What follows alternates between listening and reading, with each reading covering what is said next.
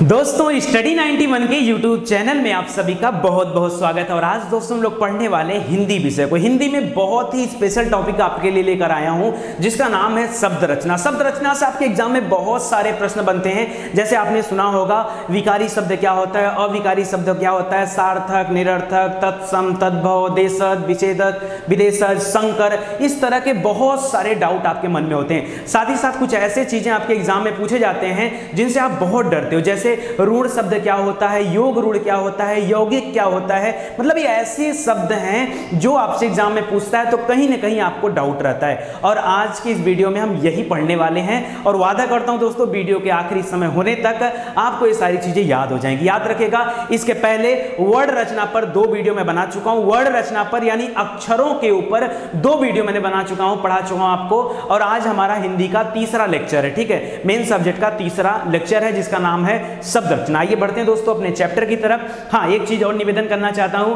अगर अभी तक आपने हमारे चैनल को सब्सक्राइब नहीं किया है तो जल्दी से कर लीजिए सब्सक्राइब और बेल आइकन को जरूर प्रेस करिए, क्योंकि तभी आपके पास नोटिफिकेशन जाएगा और आप जान पाओगे कि हम कितने वीडियोस अपलोड करते हैं। आइए स्टार्ट करते हैं। हिंदी विषय जो है ज्यादातर एग्जामों में पूछा जाता है और हम जो है सभी एग्जामों को ध्यान में रखते हुए हिंदी विषय आपको दे रहे हैं ताकि आगे आपका जो भी एग्जाम हो उसमें आप अपना बेहतर दे पाओ, परफॉर्मेंस दे पाओ, ठीक है। हिंदी से आपके पूरे के पूरे नंबर आने चाहिए, एक भी नंबर आपको मिस नहीं करना है, उसके लिए मैं पूरा एफर्ट करने को तैयार हूं। चलिए स्टार्ट करते हैं दोस्तों। तो सबसे पहले हम लोग देखते हैं शब्द रचना।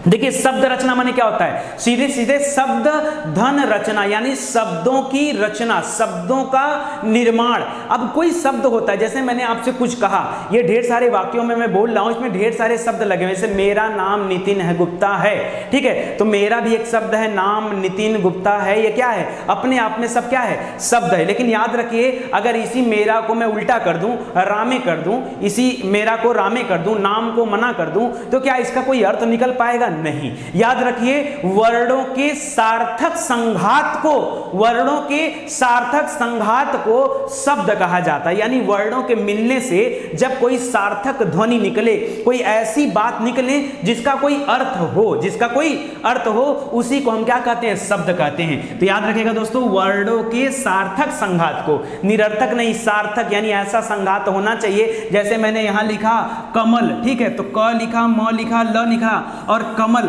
कमल एक पुष्प का नाम है, आप सभी जानते हो, ठीक है, तो ऐसे में इसका अर्थ निकल रहा है। लेकिन अगर इसी को मैं लिख दूं, ठीक है, ल क म, ठीक है, या म क ल, मकल, तो आप ऐसे क्या समझोगे, मकल, ये क्या, यह निरर्थक हो गया, यह सार्थक नहीं है, तो ऐसे में यह गलत हो जाएगा। यानी वर्णों का संघात कैसा होना चाहिए, सार्थक संघात होना चाहिए। और जब वर्णों का सार्थक संघात होगा तो आपको शब्द मिलेंगे, जैसे राम, श्याम, मोहन, सोहन, गंगा, यमुना, ठीक है, हिमालय, भारत, इंडिया, ये सब क्या है, सार्थक संघात वाले शब्द हैं। चलिए इतनी बात हो गई। अगली बात आती है दोस्तों, शब्दों के रूप कितने होते हैं, शब्द कितने रूप में होते हैं। तो याद रखिए 2 रूप होते हैं शब्द के, या तो सार्थक शब्द होता है या तो निरर्थक शब्द होता है। क्या होता है, या तो सार्थक या तो निरर्थक। सार्थक माने क्या होता है, जिस शब्द का कोई अर्थ हो सार्थक, जिस शब्द का अर्थ न हो निरर्थक। ये तो सामान्य सी बात है ना, तो इसको बहुत ज्यादा बताने की जरूरत नहीं। गंगा, जमुना, सूर्य, चंद्र, पृथ्वी, ये सब क्या है, ये सब सार्थक शब्द हैं, यानी जिनका कोई अर्थ निकलता है। यानी शब्द के 2 रूप होते हैं, रूप बात कर रहा हूं, रूप, शब्द के 2 रूप होते हैं, या तो सार्थक या तो निरर्थक। अब देखिए, अब थोड़ा सा और डिटेल में हम चलते हैं। अगर हम बात करें दोस्तों सार्थक शब्द, सार्थक शब्दों के कितने भेद होते हैं, शब्द के 2 भेद, सार्थक और निरर्थक। लेकिन सार्थक शब्दों के कितने भेद होते हैं, तो याद रखिए सार्थक शब्दों के कुल मिलाकर के 5 भेद होते हैं। कितने होते हैं, 5 भेद। और यही आपको परीक्षा में परेशान करते हैं, बहुत परेशान करते हैं, क्योंकि पांचों अपने आप में बहुत कुछ समेटे हुए हैं। आज सारी बातें आपके दिमाग में मैं डाल दूंगा, एकदम चीजों को याद करा दूंगा, बस आप मेरा साथ दे दो। सबसे पहले रचना के अनुसार सार्थक शब्द, दूसरा है उत्पत्ति या जन्म के आधार पर, तीसरा है अर्थ के आधार पर, चौथा है काव्य शास्त्रीय अर्थ के आधार पर और 5वां है विकार या प्रयोग के आधार पर। 5 तरह के होते हैं शब्द। कितने तरह के होते हैं, 5 तरह के। चलिए एक एक को लेकर हम लोग पढ़ते हैं। शब्द पढ़ने जा रहे हैं और रचना के आधार पर हम लोग देखते हैं कि कितने तरह के शब्द होते हैं। आपको दिख रहा है कि नहीं क्लियर? वैसे मैं बता रहा हूं, एक चीज और कहना चाहूंगा, अगर आप हमारे वीडियोज में जो कुछ लिखा है इसका आप नोट्स परचेज करना चाहते हैं तो यहाँ पे हमारी वेबसाइट का नाम दिया गया है। 100 रुपीज का आपका नोट्स है, वहां से जाके आप परचेज कर सकते हैं, जिसमें सब कुछ लिखा गया होगा और हम उसी तरीके से पढ़ाई भी करेंगे ताकि आपको पढ़ने के साथ साथ नोट्स भी मिल जाएगा, तो आप रिवाइज कर लोगे चीजों को और आपको चीजें याद भी हो जाएंगी। तो याद रखिए रचना के आधार पर शब्द कितने होते हैं, तो याद रखिए शब्दों के 3 भेद होते हैं। रचना के आधार पर शब्दों के कितने भेद होते हैं, 3 भेद होते हैं और यही भेद आपको परेशान करते हैं। रचना के आधार पर जो भेद होते हैं यही भेद परेशान करते हैं। आप पढ़ते हो सर रूढ़ शब्द क्या होता है, योग रूढ़ क्या होता है, यौगिक क्या होता है। सर आज 3 लाइन में मैं आपको बताऊंगा मेरे भाई, 3 लाइन में आपको याद कराऊंगा रूढ़ क्या होता है, योग रूढ़ क्या होता है और यौगिक क्या होता है, 3 लाइन में बताऊंगा। अब सुनिएगा मेरी लाइन एक एक अक्षर ध्यान से।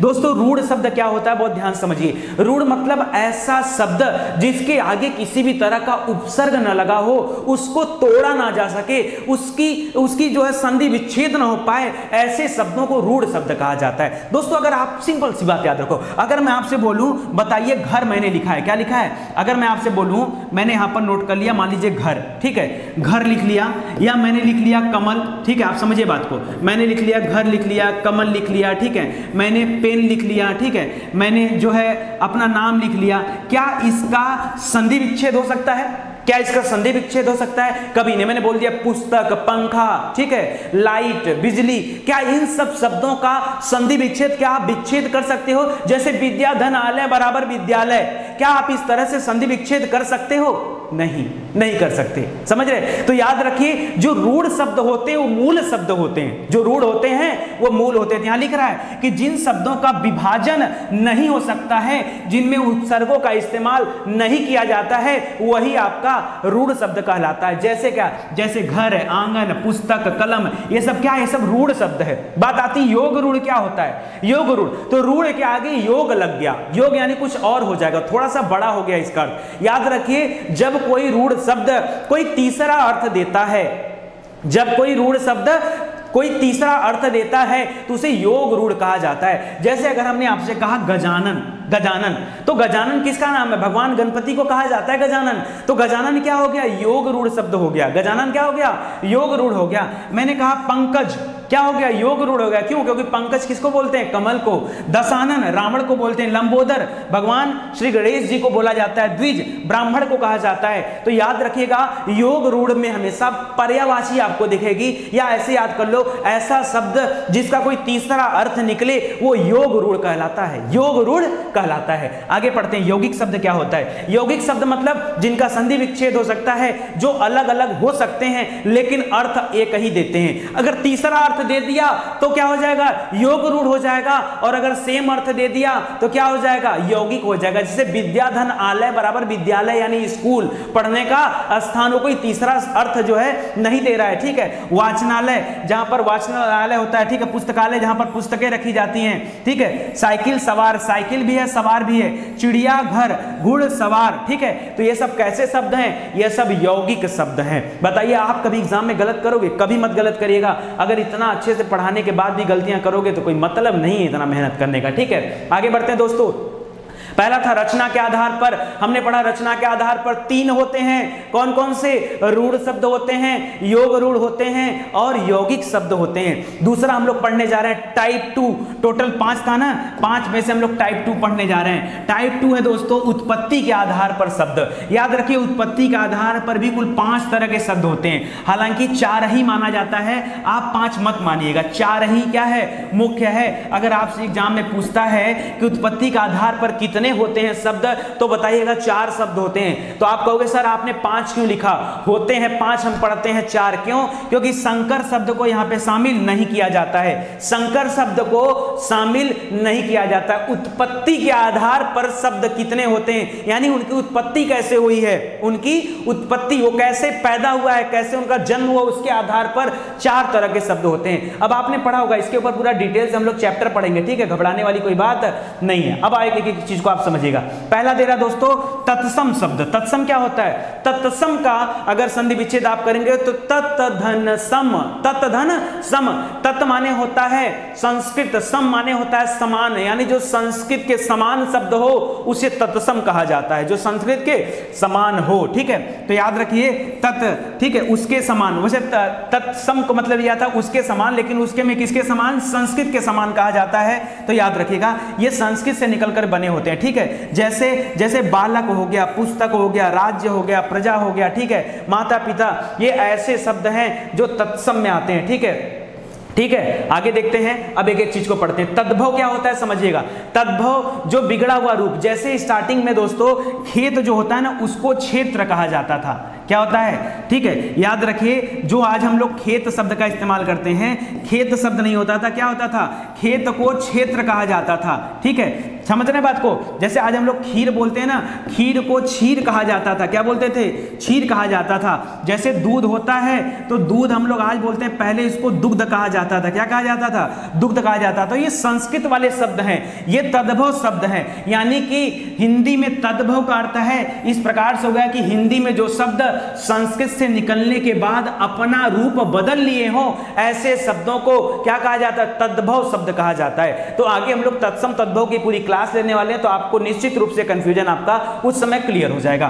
देशज विशेषण देख लीजिए क्या होता है। देशज मतलब देश धन ज, अर्थात गांव से जिसका जन्म हुआ या जो पैदा हुआ है उसे देशज कहा जाता है। ठीक है, यहां दे रहा है कि हिंदी के जो शब्द संस्कृत से निकलकर बदलते बदलते बदलते बदलते गांव की सीमा में सिमटकर रह गए, ऐसे शब्दों को देशज कहा जाता है। जैसे जैसे मेहरारू, जैसे मनसेदू, जैसे लोटा, थरिया, मनई, भतार, गोश। ठीक है, ये सब क्या है? ये सब जो है देशज शब्द हैं। आप सभी अगर गांव से बिलोंग करते होंगे तो देशज पता होगा। जैसे यहाँ पे पॉलीथीन कहा जाता है, हमारे यहाँ झिल्ली कहा जाता है। क्या बोला जाता है? पन्नी या झिल्ली कहा जाता है। तो इस तरह से ये जो शब्द हैं ये देशज शब्द हैं। चलिए आगे बढ़ते हैं, विदेशज शब्दों के बारे में पढ़ते हैं दोस्तों।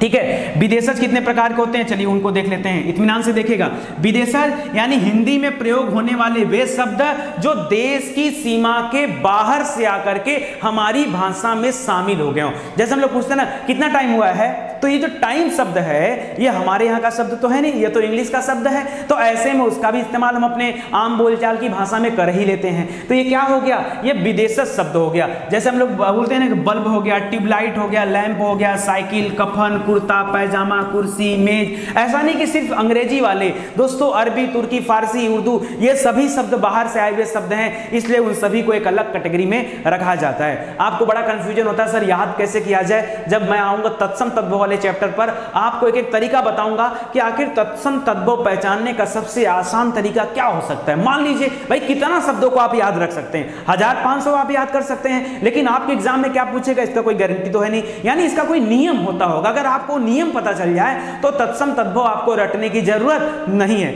जैसे मैं क्या करता हूं, जहां छत्री वर्ड होता है छ, मैं समझ जाता हूं तत्सम शब्द है। क्यों? क्योंकि तद्भव में कभी छ शब्द का इस्तेमाल नहीं होता है, तो हमको पढ़ना ही नहीं। कहीं छत्री लिखा है तो हम समझ जाएंगे क्या है, वो तत्सम है। हमको उस पर विचार ही नहीं करना है कि तद्भव क्या होगा। समझ रहे हैं? क्षीर लिखा है मैं समझ जाऊंगा, क्षेत्र लिखा है मैं समझ जाऊंगा। ठीक है, तो छ शब्द केवल संस्कृत में इस्तेमाल किया जाता है, हिंदी में उसका इस्तेमाल नहीं होता है। इस वजह से ऐसे करके उत्तर निकल जाता है। तो मैं आपको बताऊंगा कि पहचानने का तरीका क्या होता है। बड़ा सिंपल तरीका है, 6-7 तरीके हैं। अगर वो तरीका आपने दिमाग में रख लिया फिर आपको तत्सम तद्भव रटने की जरूरत नहीं है, ऑटोमेटिक उत्तर निकल के आएगा, सीधा उत्तर। मैं आपको ऐसे ट्रिक्स दूंगा दोस्तों, जब मैं आपको पढ़ाऊंगा संधि के बारे में, मैं आपको एक लाइन में बताऊंगा।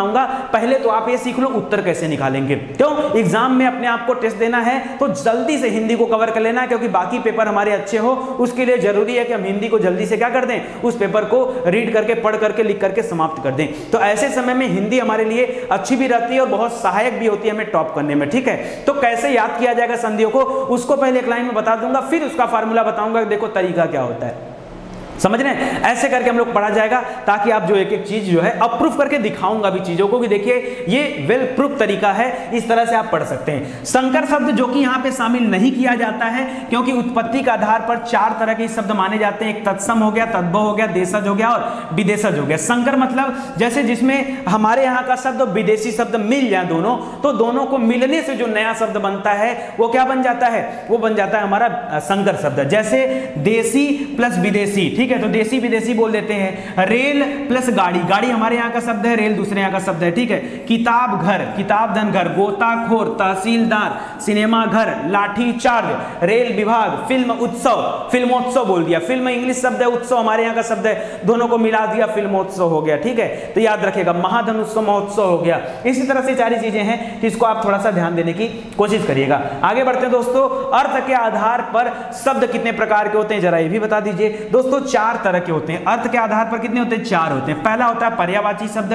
दूसरा होता है विलोम शब्द, तीसरा होता है समोच्चारी शब्द और चौथा होता है अनेकार्थी शब्द, ठीक है। और ये हर एक शब्द पर दोस्तों एक एक चैप्टर, जैसे तत्सम तद्भव का एक चैप्टर है, विलोम शब्द का अपना एक चैप्टर है, पर्यायवाची पूरा अपना एक चैप्टर है। आपको पर्यायवाची भी पढ़ने में दिक्कत होता होगा, मैं उसका भी तरीका बताऊंगा कि मैक्सिमम पर्यायवाची को आप टेक्निक से याद कर सकते हैं। बड़ा आसान तरीका है, जैसे जलज नीरज तोयज, जल नीर तोय, जलद नीर तोयद, जलद नीरधि तोयद में क्या अंतर है? केवल एक शब्द हटेगा, द लग जाएगा, बादल की पर्यायवाची बन जाएगा।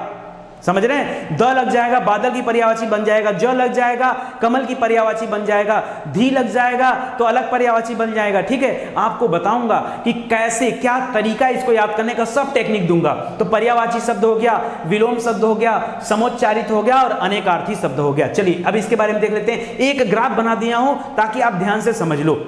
दोस्तों अगर मैं आपको पढ़ाऊं कि क्या होता है पर्यायवाची, तो दोस्तों पर्यायवाची के बारे में तो आप सभी जानते होंगे, मतलब एक ही शब्द को अलग अलग किन नामों से जाना जाता है वो पर्यायवाची होता है। जैसे यहाँ पर अगर सूर्य एग्जाम्पल में दिया है तो सूर्य को दोस्तों दिनकर भी बोला जाता है, दिवाकर बोला जाता है, प्रभाकर बोला जाता है, प्रभात बोला जाता है, ठीक है, भास्कर बोला जाता है, रवि बोला जाता है, भानु बोला जाता है। ये सारे नाम किसके हैं? सूर्य के नाम हैं। तो ये सभी नाम जितने हैं दोस्तों, ये सभी नाम अपने आप में क्या हो गए? पर्यायवाची हो गए, अपने आप में क्या हो गया? पर्यायवाची हो गए। दूसरा होता है विलोम। विलोम में क्या होता है? विपरीत शब्द लिया जाता है, जैसे दिन रात हो गया, अपना पराया हो गया, दुख सुख हो गया, लाभ हानि हो गया, ठीक है। ये क्या होता है? अपोजिट सेंस देते हैं तो क्या हो जाएगा? जैसे व्यष्टि समष्टि हो गया, जय पराजय हो गया, ये सब क्या है? ये सब जो है ऐसे शब्द हैं जो विलोम शब्द कहे जाते हैं। समोच्चारित, समोच्चारित यानी जिनका उच्चारण एक जैसा हो, एक जैसा, जैसे अंश और अंश। बताइए दोनों क्या लिखा है? अंश और अंश। एक अंश माने भाग होता है, हिस्सा होता है, दूसरे अंश का मतलब कंधा होता है, तो याद रखिए अलग होता है। समझ रहे हैं? तो ये ऐसे करके आपको चीजों को याद रखना है। अनेकार्थी, जहां एक ही शब्द के अनेक अर्थ हो, इस पर भी एक चैप्टर है, इस पर भी मैं चैप्टर पढ़ाऊंगा, इसका भी चैप्टर पढ़ाऊंगा और इसका भी चैप्टर पढ़ाऊंगा और बताऊंगा कि सरल तरीका क्या है याद करने का, ठीक है। तो याद रखिए जहां एक ही शब्द का अनेक अर्थ हो उसे क्या कहा जाता है? अनेकार्थी कहा जाता है। जैसे द्विज माने क्या होता है? द्विज माने ब्राह्मण भी होता है, द्विज माने पक्षी भी होता है, द्विज माने दांत भी होता है। समझ रहे हैं? तो इस तरह से चीजों को समझिए, बड़ा इंपॉर्टेंट है। आगे इस तरह से हम लोग और भी क्लास लेंगे, पहले हम लोग आगे बढ़ते हैं, नेक्स्ट देखते हैं। दोस्तों अब तो हमारे YouTube चैनल को सब्सक्राइब कर लीजिए, क्योंकि आपको चाहिए क्या? आपको क्या चाहिए? ऐसा क्या दे दिया जाए कि आप सिलेक्ट हो जाओ। हम 24 घंटे में से कम 15 से 16 घंटे, भाई खाना पीना सोना जरूरी है ना, उन समय को निकाल करके 15 से 16 घंटा सिर्फ इन चीज़ों पर विचार करता हूं कि आपको क्या दे दिया जाए कि आपका सिलेक्शन हो जाएगा। ऐसा क्या किया कर दिया जाए कि भारत में शिक्षा का विकास हो जाएगा। ऐसा क्या किया जाए कि हर बच्चे तक शिक्षा पहुंच सके, उसके मन में बात कभी ना आए कि मेरे पास पैसे नहीं, इस वजह से मैं पढ़ नहीं पा रहा हूं। इतनी छोटी सी वजह हमारे देश को पीछे ले जाएगी, ये हमसे बर्दाश्त नहीं है। और इसीलिए प्रोग्राम में स्टार्ट किया हूं कि मैं अकेले अपने दम पर जितना अधिक से अधिक कर सकता हूं शिक्षित करने की कोशिश कर रहा हूं। और अब तो हमारे पास बढ़िया टीम भी हो गई है, बहुत सारे सर लोग, जैसे नागेंद्र सर हैं वो आपकी क्लास ले रहे हैं, शुभम सर हैं, विकास सर हैं, ठीक है, लालमणि सर हैं, बहुत सारे टीचर लोग मिल गए हैं जो इस काम में हमें अपना सहयोग दे रहे हैं। और ऐसे लोगों का सत नमन मैं करता हूं कि सर लोग हमारे साथ आए हैं और इस प्रोग्राम को आगे बढ़ा रहे हैं। तो आगे भी ये प्रोग्राम आगे बढ़ता रहेगा, लेकिन आपसे भी हमें उम्मीद है, आपसे भी उम्मीद है भाई, अगर हम इतना अच्छे से पढ़ा रहे हैं और आपसे कोई चार्ज नहीं कर रहे हैं तो सिर्फ एक चीज तो कर सकते हैं ना। क्या कर सकते हैं? इतना तो आपसे कह सकते हैं कि दोस्तों सिलेक्शन ले लीजिए, ठीक है, नाम कर दीजिए एक बार, इतना तो आप लोग कर सकते हैं ना। प्लीज दोस्तों इतनी बात का ध्यान जरूर रखिएगा। तो चैनल को सब्सक्राइब करिए ताकि आपको सही समय पर नोटिफिकेशन मिले और आप जान पाओ कि हम कितने वीडियोस अपलोड करते हैं। आगे देखते हैं। अब देखिए काव्य शास्त्रीय आधार पर शब्द कितने होते हैं वो पढ़ते हैं। ये काफी टिपिकल है, लोगों को लगता है कि सर इतना कठिन है ये कि काव्य शास्त्रीय आधार पर अर्थ के आधार पर शब्द कितने होते हैं इसका पता लगा पाना बड़ा मुश्किल है, लेकिन बहुत आसान है। शब्द का अभिधा रूप, लक्षणा रूप और व्यंजना रूप। अगर एक एक लाइन में भी समझाऊंगा, यही समझा दे रहा हूं। रुको, देखो अभिधा माने क्या होता है, जब कोई बात सीधे सीधे बोलो, जब कोई बात सीधे सीधे बोलो, ये शब्द का अभिधा रूप है। तो अभिधा से ही एक निकालो, अभिधा मतलब सीधा, अभिधा मतलब सीधा। तो जब किसी शब्द का सीधा अर्थ निकले, जैसे यहां पे लिखा है, देखिए राम कक्षा का अच्छा लड़का है, नितिन सर अच्छा पढ़ाते हैं, अच्छा पढ़ाते हैं। तो यहां पे क्या हो गया, यहां पे ये अभिधा रूप हो गया, शब्द का अभिधा रूप हो गया। अच्छा, शब्द का लक्षणा रूप सर क्या होता है? लक्षणा मतलब जब किसी से तुलना कर दो, जैसे यहीं पे कहते हैं राम कक्षा का शंकराचार्य है, मतलब बहुत तेज तर्राग है, बहुत तेज तर्राग है। राम कक्षा का शंकराचार्य है। सीता का मुख चंद्रमा के समान है, सीता का मुख सुंदर है और सीता का मुख चंद्रमा के समान है। ऐसे में क्या किया, तुलना कर दिया हमने, क्या बोल दिया, राम कक्षा का शंकराचार्य है, अच्छा लड़का नहीं शंकराचार्य है। तो ऐसे में क्या हो गया, यह शब्द का लक्षणा रूप हो गया। शब्द का व्यंजना रूप मतलब आपने व्यंग कर दिया। कैसे कर दिया, राम गोबर गणेश है, राम क्लास का सबसे गधा लड़का है, ठीक है। गोबर गणेश बोलिए, गधा बोलने पे सीधा अर्थ निकल जाएगा, ठीक है। गोबर गणेश, राम कक्षा का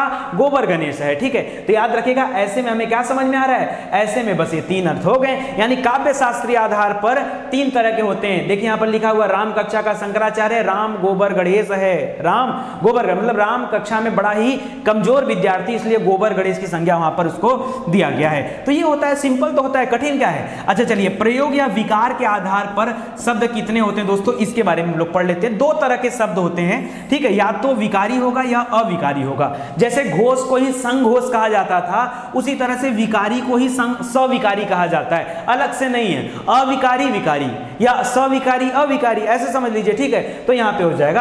अब ये विकारी क्या होता है, विकार जिस शब्द से विकार उत्पन्न हो, विकार। अब विकार क्या होता है, विकार माने विकृति आप कह सकते हो। कर विकार का अर्थ होता है विकृत, विकृत माने होता है उसका अर्थ बदल देना, यानी जो शब्द प्रयोग के आधार पर अपना अर्थ विकृत कर देते हैं, बदल देते हैं, ऐसे शब्दों को विकारी शब्द कहा जाता है, ठीक है। जैसे माता पिता, भाई बहन, भगवान शैतान, लड़का लड़की, शहर सिनेमा, पुस्तक कलम, ये क्या होता है, इनको सविकारी या विकारी शब्द कहा जाता है। याद रखेंगे दोस्तों, किसी भी तरह का संज्ञा, सर्वनाम, क्रिया, विशेषण, ये शब्द क्या होते हैं, विकारी शब्द कहे जाते हैं। तो संज्ञा किसे कहते हैं, किसी स्थान, पर्टिकुलर स्थान के नाम को संज्ञा कहा जाता है, ठीक है। सर्वनाम जो संज्ञा के स्थान पर प्रयोग किया जाता है, सर्वनाम कहलाता है। विशेषण जो संज्ञा या सर्वनाम की विशेषता बतलाता हो, विशेषण कहलाता है। क्रिया कर्ता के द्वारा जो कुछ भी किया जाता है, क्रिया कहलाता है, ठीक है। तो ये सब याद रखिए, बड़ा इंपॉर्टेंट है। और ये सब क्या कहलाता है, ये सब विकारी होते हैं। अविकारी शब्द क्या होता है, जो शब्द के प्रयोग के आधार पर अपना अर्थ नहीं बदलता है, उसे अविकारी शब्द कहा जाता है। जैसे हे, हो, अरे, अबे, किंतु, लेकिन, परंतु आदि, इस तरह के जो शब्द होते हैं अविकारी शब्द होते हैं। बड़ा आसान है, यानी समस्त अव्ययवाची जो शब्द होते हैं उनको अविकारी शब्द कहा जाता है। बोलिए कोई दिक्कत, याद रहेगा, जरूर याद रहेगा। आगे बढ़ते हैं दोस्तों, आगे दे रहा दोस्तों, अविकारी शब्द भी प्रकार में आते हैं, इनको याद रखिएगा। चार भेद होते हैं अविकारी के। कितने भेद होते हैं, चार। कह संबंध बोधक या संबोधनवाची अविकारी शब्द। जैसे हम किसी को संबोधन जब देते हैं, हे, हो, अरे, अबे, ठीक है, ये सब क्या है, संबोधन के लिए इस्तेमाल किया जाता है। तो बोलते हैं ना हाय, ये सब क्या है, संबोधन है। तो याद रखेगा, संबोधनवाची अविकारी है। क्रिया विशेषणवाची अविकारी भी आपसे पूछता है, जैसे धीरे धीरे, जोर से, तेजी से, बार बार, ये सब कैसे शब्द है, ये अविकारी शब्द है। धीरे धीरे, ये सब तो कई बार एग्जाम में पूछा है, तो आपको याद होना चाहिए। धीरे धीरे कैसा है, ये क्रिया विशेषण अविकारी शब्द है। कैसा है, क्रिया विशेषण अविकारी शब्द।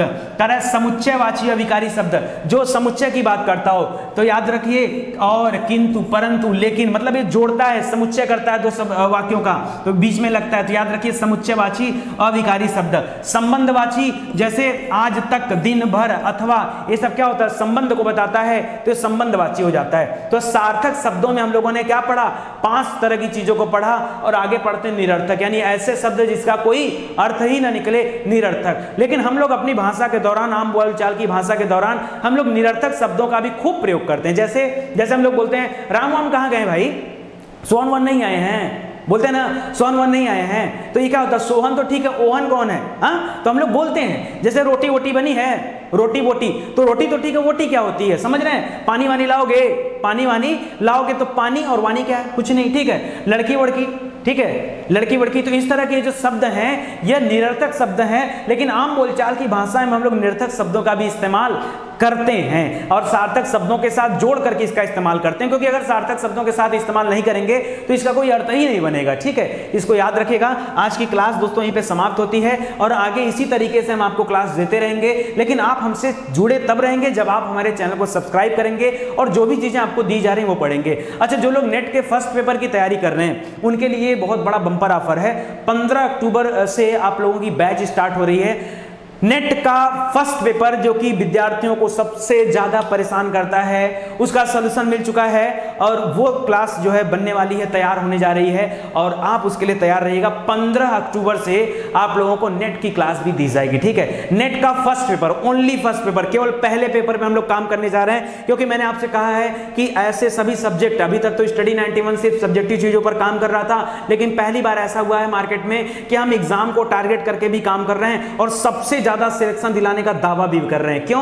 क्योंकि इतनी हिम्मत रखते हैं कि 16 घंटे नहीं, जरूरत पड़ा तो 20 घंटे, 22 घंटे, 24 घंटे भी काम करने की हिम्मत रखते हैं। इतनी हिम्मत है, जब इतना जोश, इतनी जज्बा और इतनी हिम्मत के साथ कोई आगे बढ़ने को तैयार होता है ना, तो हमें तो अपना लक्ष्य दिखाई देता है। आपको रात में भले नींद आती हो, हमें दिन रात अपना लक्ष्य दिखाई देता है कि मुझे जाना कहाँ है, मुझे पहुंचना कहाँ है, मुझे कितना जल्दी आपको सिलेक्शन दिला देना है। हर समय मेरी निगाह वहां बनी रहती है। ठीक है, और इसीलिए दोस्तों हमने वेबसाइट पर हिंदी से संबंधित सभी प्रैक्टिस सेट वहां पर डाल रखा है। आप लोग यहां प्रैक्टिस करने के बाद तुरंत हिंदी के वीडियोस को जाकर देखा करिए और उसके क्वेश्चन आंसर भी आप लोग सॉल्व कर लिया करिए। चलिए, इसी के साथ एक क्लास समाप्त होती है। आप सभी का बहुत बहुत धन्यवाद। वेबसाइट का नाम याद रखिएगा, study91.co.in। जिस किसी को नोट्स चाहिए हिंदी का, वो विजिट करके साइट पर नोट्स को ले सकते हैं। ठीक है, आप सभी का धन्यवाद। Thank you so much. दोस्तों, आप में से बहुत सारे लोगों ने कहा कि सर आप अपनी क्लास हमेशा फ्री रखिएगा, पेड मत करिएगा। दोस्तों, मैंने आपसे जो वादा किया है वो वादा मेरा हमेशा यही रहेगा कि मेरी तरफ से जो कुछ भी चीज़ें की जा रही हैं वो आपके फायदे के लिए की जा रही हैं और कैसे आपके लिए बेस्ट से बेस्ट दिया जाए, हम हर उस चीज़ पर काम कर रहे हैं। ठीक है, और एक बात मेरी आदत आप जानते हो, जहां मुझे ज़रूरत रहती है